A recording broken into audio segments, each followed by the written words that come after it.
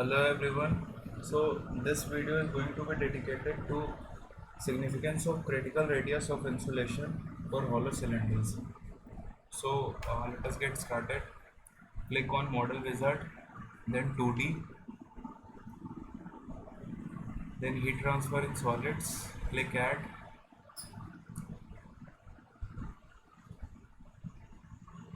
Now Study, use Stationary, and click Done.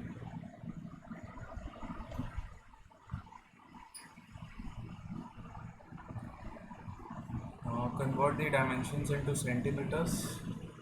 Here we need to add a few parameters. Add Ri as one of the parameters and put 1. Use R0 and use 2. So now we are going to make geometry. So we are I told earlier, we are going to model a hollow cylinder. So in 2D case, the hollow cylinder will be a annulus. So we use Ri as radius of our first circle. Now we will make another circle and use R0. Zoom extends. Now we need to use difference in order to get an annulus. Select the bigger circle. Now here select the smaller circle and click build selected. So this is the annulus that we require. Now moving forward, blank material. Now we can use any value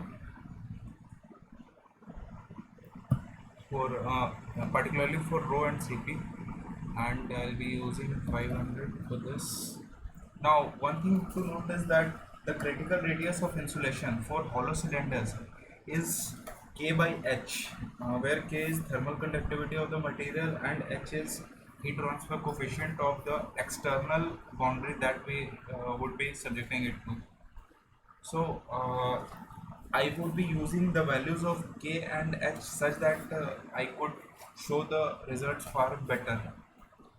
So I'll be using 1.5 for K. Now going to initial condition, let it be 20 degrees Celsius. Now subjecting it to boundary conditions, click all the inner boundary. Now subjected to 500 degrees Celsius, sorry, Kelvin. Now choose heat flux and select the external boundary.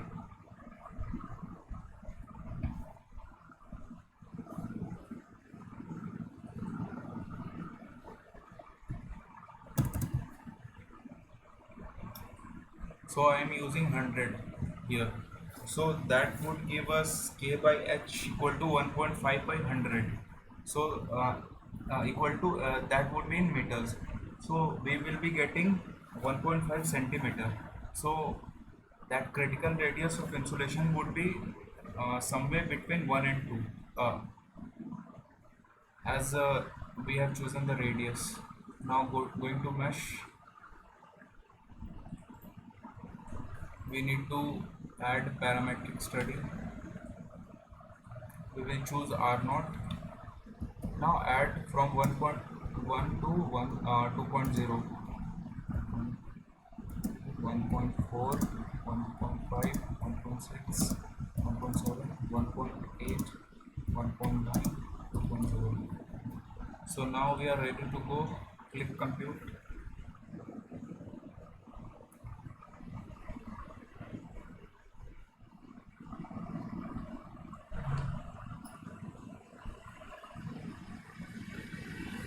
This shouldn't take that much time to converge.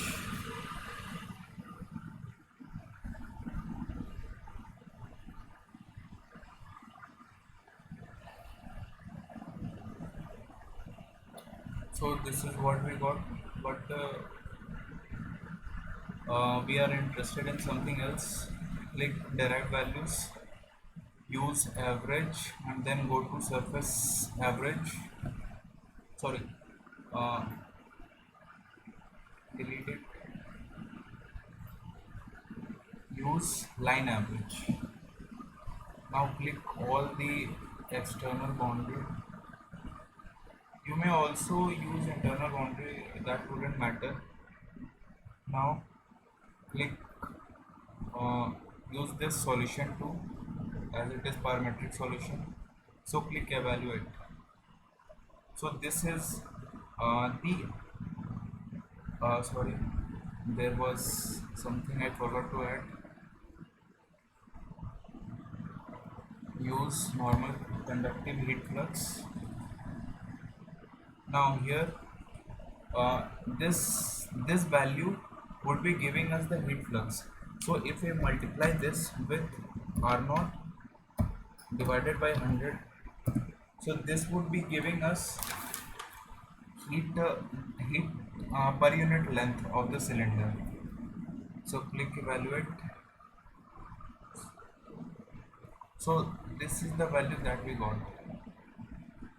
I will delete this as and evaluate again. So this is what we got, and now I'll try to plot this.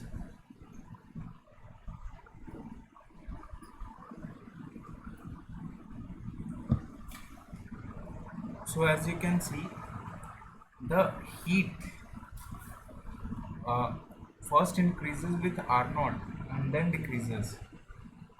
So what is significance of this?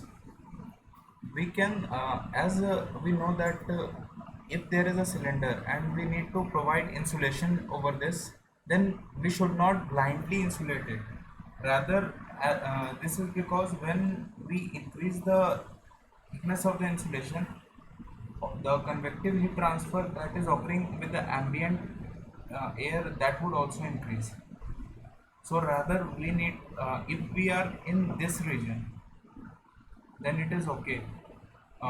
As we increase the radius of thickness of the insulation, the heat transfer would decrease. But if we are in this region, then increasing the thickness would be detrimental. So that is all about today's video. Thank you.